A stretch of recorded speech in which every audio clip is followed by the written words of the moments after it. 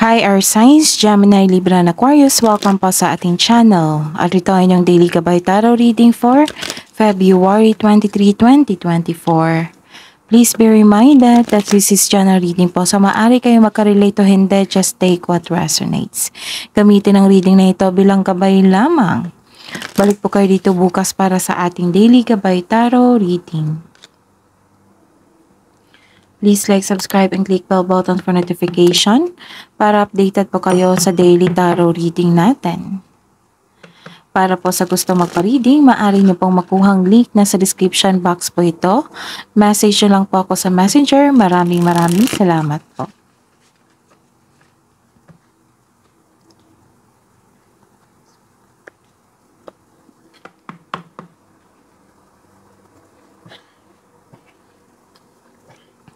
Spirits Guide. Spirits Guides, ano po ang ganap? Spirits Guides, ayusin lang natin.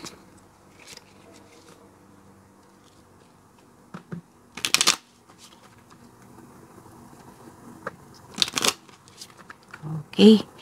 Spirits Guides, ano po ang ganap sa araw na ito ngayong February 23, 2024 para po kay Gemini, Libra, and Aquarius. Ooh. Okay. May ganap po na proposal, commitment, agreement para po ito sa dalawang tao. May nakita akong kontrata dito, pwedeng proposal para sa kasal. Pwedeng may ganap po na wedding ngayon or engagement or kakasagot nyo lang sa inyong manliligaw. Pwede din ito sa career nyo na may proposal, nagkaroon ng agreement, may nagkaroon ng signing of contract. Okay? Tapos may nakita kong promises dito at batas.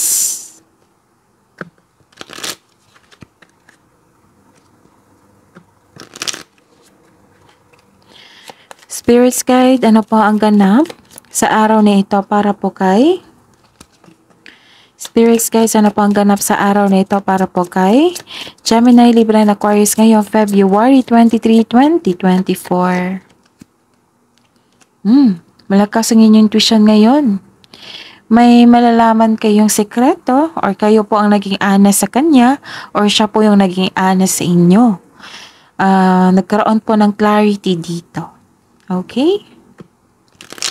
Tapos may nakita ko dito na isang tao na nagbabalat kayo. Yung hindi po siya totoo sa inyo. Hindi siya totoo sa kanyang sarili at hindi po siya totoo sa kanyang kapwa, sa inyo. Ano po ang ganap sa araw na ito ngayong February 23, 2024 para po kay Gemini, Libra, and Aquarius? Spirits Guide. Nang dahil nito, nagkaroon ng suffering dito. Pwede din suffering or sacrifice or nalungkot ka kasi nagkaroon ng clarity, may nalaman po kayong sekreto. Okay? Pwede din itong yung mabigat yung pakiramdam mo tapos sinumbong mo at sinuko mo lahat kay God.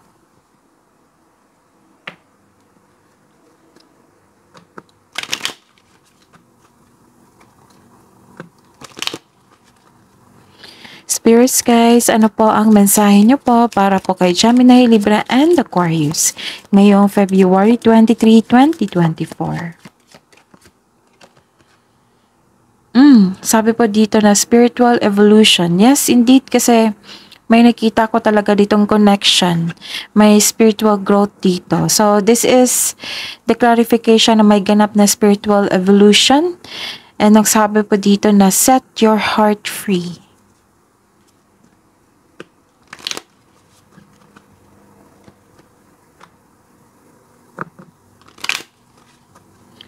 Ano pa po ang ganap sa araw na ito ngayong February 23, 2024 para po kay Gemini, Libra, and Aquarius?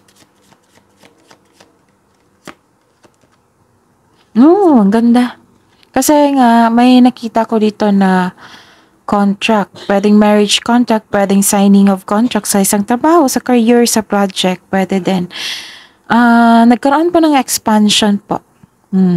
Spiritual growth, self-growth, personal growth, and Ito, sa career growth. Pwede din. Career growth. Basta po may expansion po. And sabi po ng card dito na educate your mind and senses. So, meaning to say, expand and explore.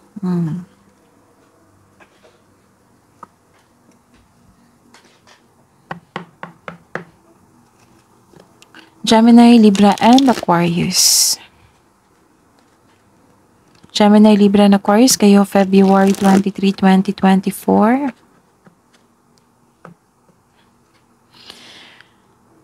Spirit's Guide, ano po ang energy ni Gemini, Libra, and Aquarius ngayong February 23, 2024.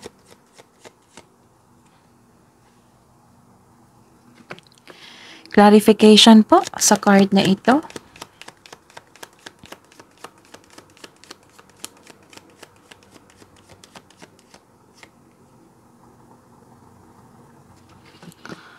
Career and money. Career and money ni Gemini, Libra, and Aquarius ngayong February 23, 2024.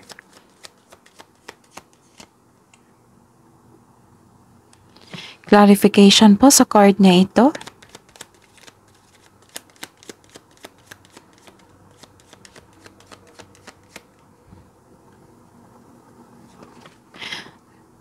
Love and romance, self-love, partnership and romance, love and romance, self-love, partnership and romance ni Gemini, Libra, and Aquarius ngayong February 23, 2024.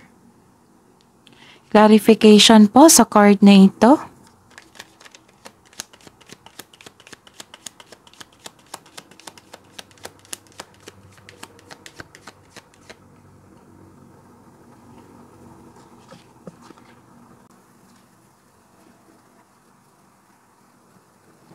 By the way, Gemini, Libra, and Aquarius, may mga bago po tayong upload ha. I think upload na ngayon lahat. Yung Gemini, Libra, and Aquarius, yung March 2024 gabay tarot reading niya po. Tapos may mga February reading din tayo. Marami yun. May love reading, may first and second half reading of February 2024. May monthly gabay tarot reading. Tapos, check nyo rin po yung 12 months, 1 year Gabay Tarot reading. Uploaded po noong December 2023. Basta po marami pong upload po para kay Gemini, Libra, and Aquarius. Yes, separated po iyon. Check nyo po sa channel natin kasi may makukuha kayong karagdagang mensahe po doon. At magsilbing gabay po sa inyo sa araw na ito. Okay? Ngayong araw na ito, ngayong February 23, 2024. Para po kay Gemini, Libra, and Aquarius. Nag-iisip po kayo dito. Gusto nyo mapag-isa, tapos, paano makapag-isip? Magkapag-isip, magplano, soul-searching, ika nga, tapos, hindi ka takot na mag-isa. Gusto mo lang talaga na magbigay ng space sa inyong sarili. Tapos, bigyan nyo ng space sa inyong sarili, tapos mag-isip, magplano para sa inyong future. And you can restore your energy by spending time with yourself. Para pagbalik mo, you will feel your energy restored. This card tells you na all life's answers are within you. So, paalala lang ha, Gemini, Libra, and Aquarius, baka pagod kayo, baka magkaroon ng, di ba po, gusto nyo mapag-isa para makapag-isip? Paalala lang po, kasi weakness po ni Gemini, Libra, and Aquarius, yung pag-overthink, pag-overanalyze sa isang sitwasyon. So, iwasan nyo po sana. Kasi itong nagkaroon ng solitude, wisdom, or divine inspiration, or gusto nyo malaman yung nararamdaman nyo, yung inner truth. Nagkaroon kasi ng enlightenment dito realization, awakening, pwede din.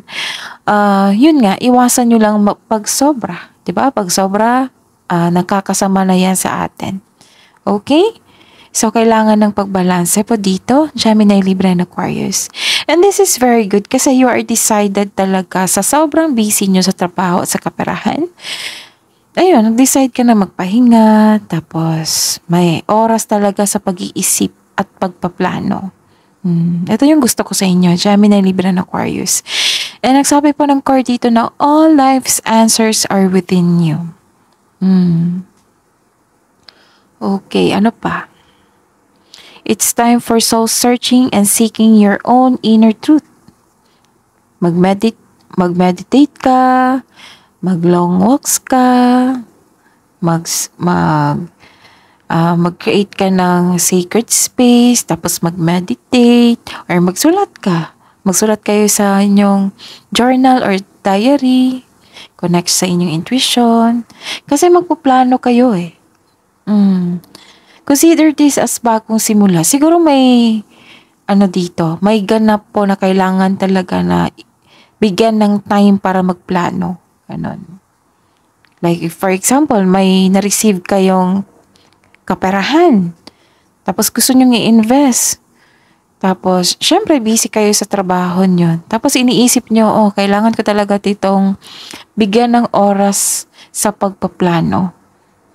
Tapos, ayun, sa araw na ito, nabigyan mo ng time ang inyong sarili. Yun nga lang, kailangan nyo lang balansehin yung emotion nyo, yung pag-iisip, pagpaplano, baka you felt exhausted or ayun, burnout po kayo. Iwasan nyo talaga yan. Kailangan pagbalansa dito. Baka ma-overanalyze nyo, magkaroon ng overthinking. Okay? So, kaya pala may lumabas dito na set your heart free. Kasi may sabi ang card dito na feel free yourself para makapag-isip ng maayos. Kung nais mo ng promotion or making your business investment na mas lalago, kailangan talaga itong pagpaplano. Tapos, Gemini, Libra, and Aquarius, may sabi po dito na hindi niyo naman kailangan na sundin nyo yung mga advice ng mga nasa paligid nyo. Oo. Kailangan malaki ang trust mo sa inyong sarili.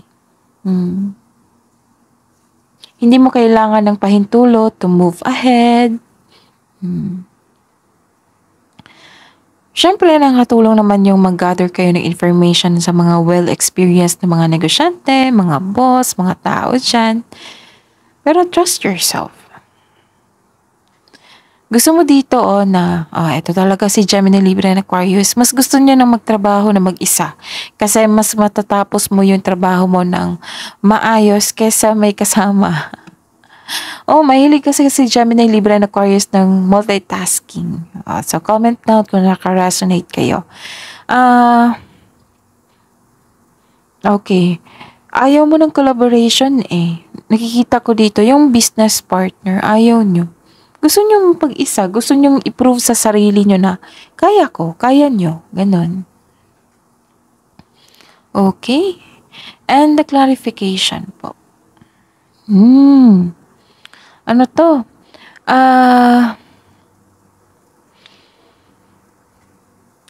Naka-receive kayo ng, di ba sabi ko kanina dito tapusin ko muna.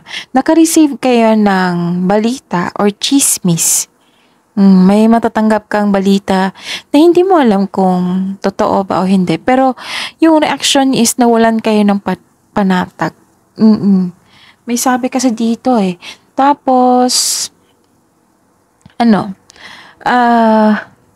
kasi may nalaman kang clarity dito. Clarity, tas nahihirapan ka. Maari, oo. Tapos dito, nawalan kayo ng panatag. So, ayun. Ang sabi po ng card dito na fact check nyo muna. Alamin yung kung ano yung katotohanan bago maniwala. Okay? Gemini, Libra, and Aquarius. Tapos, di ba, nag-decide kayo na mapag-isa para magkaroon ng wastong plano. Ito yon. Wag nyong i-rush yung sarili nyo na magkaroon ng wastong plano. Kasi nakita ko dito na some of you nagpadalos-dalos ng mga aksyon bago magkaroon ng wastong plano. So, kung hindi pa ito nangyari, kailangan maagapan nyo to. Gemini, Libra, and Aquarius. May nakita ko dito na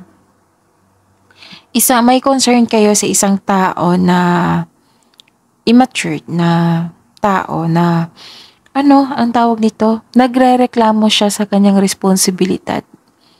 Hmm, maybe anak nyo to, bunsong kapatid, kamag-anak. Ayun, nakaka-receive ka niyan. Pero kung wala kayong concern sa kanya, huwag niyong tanggapin. Kasi busy kayo sa kakaisip dito na dapat magkaroon kayo ng wastong plano. Eh?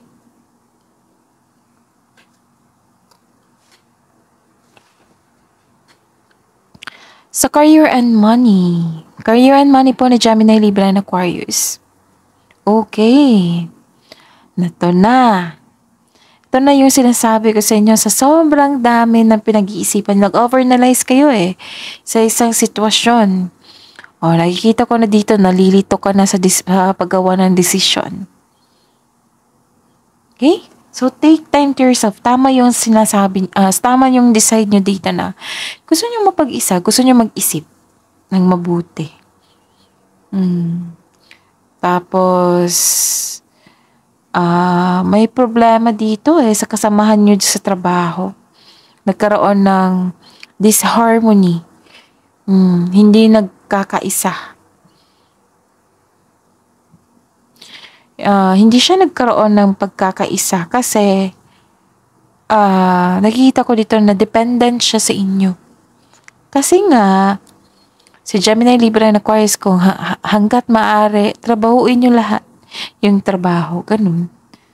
So, ito yung consequences. Naging dependent siya sa inyo. So, huwag nyo hayaan na maging dependent yung tao sa inyo.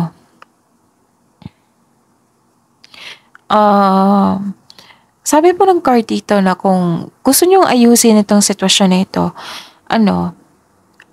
kailangan nyong pag-isipan ng mabuti kung ano yung punot dulo sa isang pagkakaroon na hindi pagkakaisa. Okay, and the clarification po.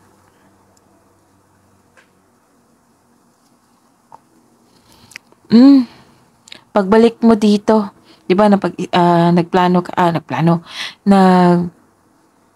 may dito, gusto mo mapag-isa kasi puso mo mag-isip.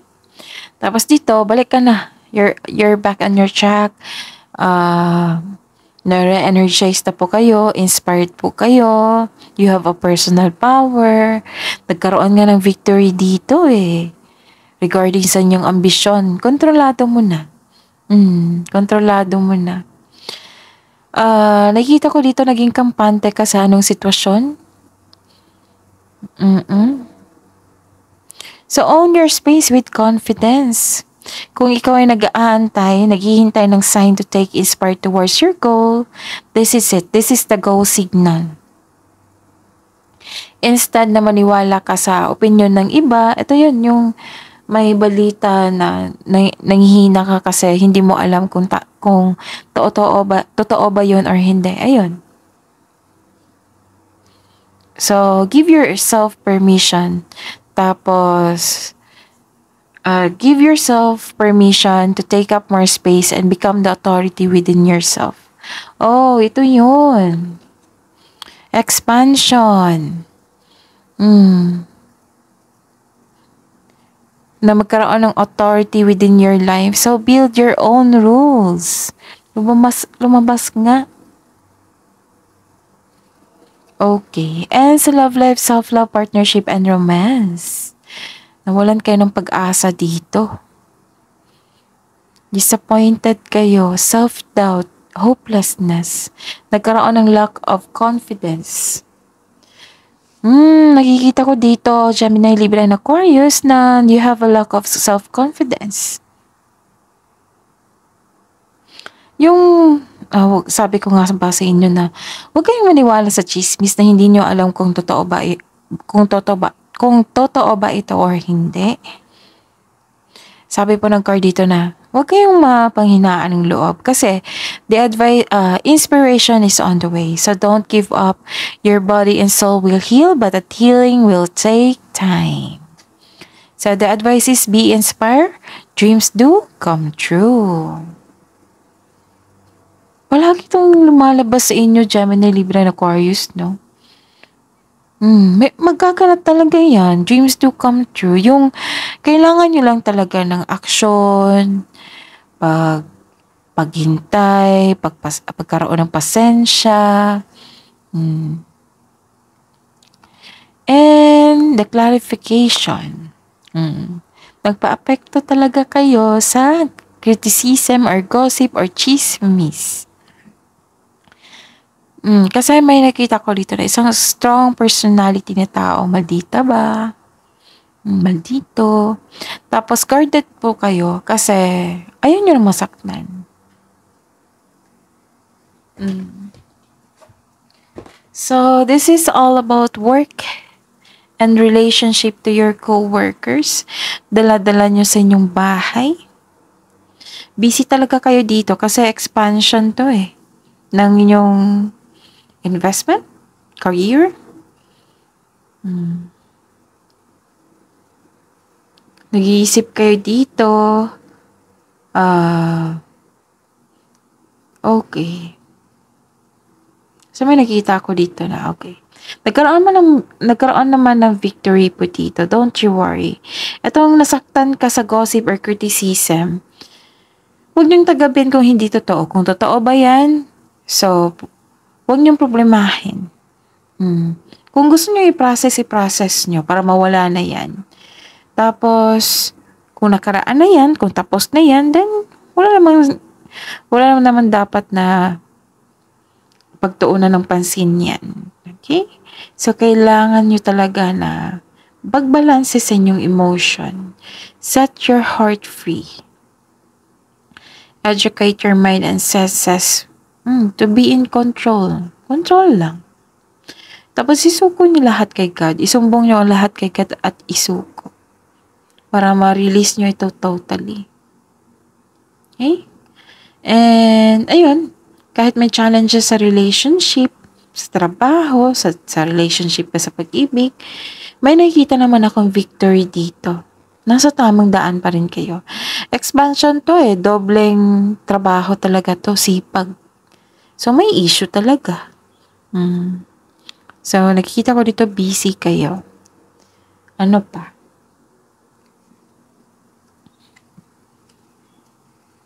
Inspiration is on the way. Don't give up. Huwag kayong mapahinaan ng loob. Lalo na't hindi nyo ginawa ha. Oo. Lalo na't hindi nyo ginawa. Huwag kayong magpa-apekto. Okay? Hidden truth. Anong iniisip mo? Anong iniisip niya? Ni Gemini, Libra, and Aquarius ngayong February 23, 2024 para po sa mga single. I don't react when people mention you.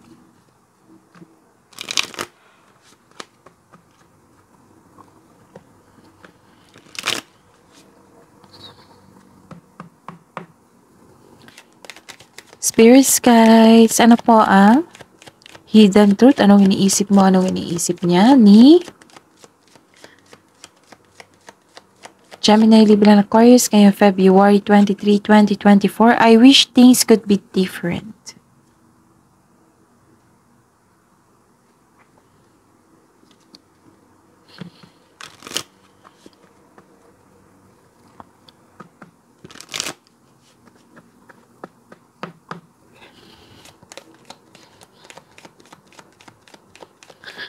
Spirits guides, ano po ang love message po para po kay Gemini, Libra, and Aquarius ngayong February 23, 2024?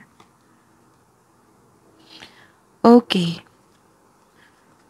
Ito yung sabi ko sa inyo, journal. Write down to your journal. Kung ano yung nararamdaman mo. To set your heart free. Para ma-educate mo yung mind and senses mo. At masuri mo rin yun kung bakit nagkaroon ng disharmony. Sa mga single po, wow, allow unlimited abundance. Kasi may victory ako nakita dito Proposal, signing of contract, expansion, spiritual evolution. Ano pa po ang? Meron po.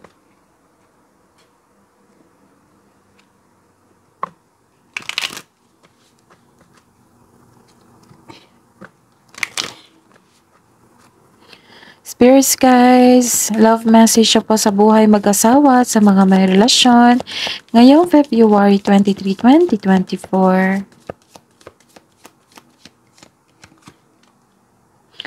Oh.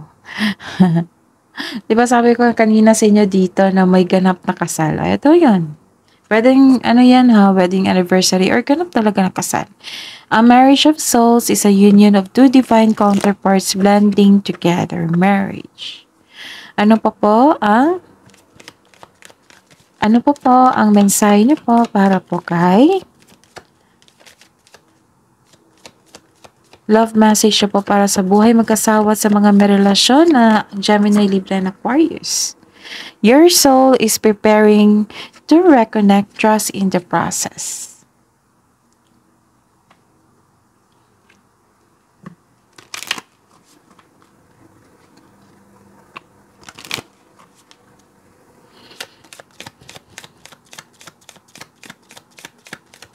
Spirits guides, angels, archangels, guardian angels, wisdom message po para po kay Gemini, Libra, and Aquarius ngayong February 23, 2024. Let go. Set your heart free. Let go. Walk away from this situation in order to resolve it. So, let go nyo na yung mga chismis. Focus kayo sa inyong gawain dyan. Kasi kung mag-response kayo regarding sa chismis, mas lalaki talaga yan.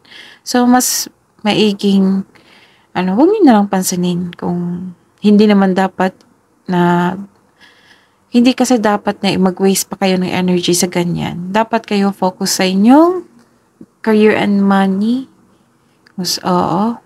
Kung okay yung, okay. So, sabi po dito na let go, walk away from the situation in order to resolve. Wisdom message po, spirits, guides, angels, archangels, guardian angels, mensahe niyo po.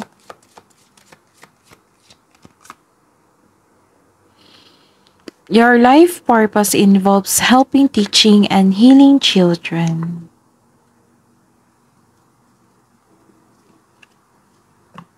Pwede din kayo po ay magkaroon ng healing kung you're taking time to your children. Anak ba yan? Pamangkin? Apo? Ano po ang kabuaang message siya po para po kay Gemini, Libra, and Aquarius ngayong February 23, 2024. Kahapon pa to Yung tanggap nyo yung challenges na naganap, tapos iniisip nyo itong challenges na ito is makatulong to sa akin para maging matapang ako, magkaroon ng maging matatag. Tapos, sabi nyo na may makukuha kayong lesson sa journey na ito. So, pag angat mo ito yung gusto ko, yung hindi tinitake as negative yung challenges. Tinitake yan as, improvement sa inyong sarili. Kaya nga may self-growth dito. Spirits guys, ano po ang ganap sa araw na ito? Ano po ang kabuang message po para po kay Gemini, Libra, and Aquarius kaya February 23, 2024. Clarity and clarity rin. May ganap talaga na clarity po.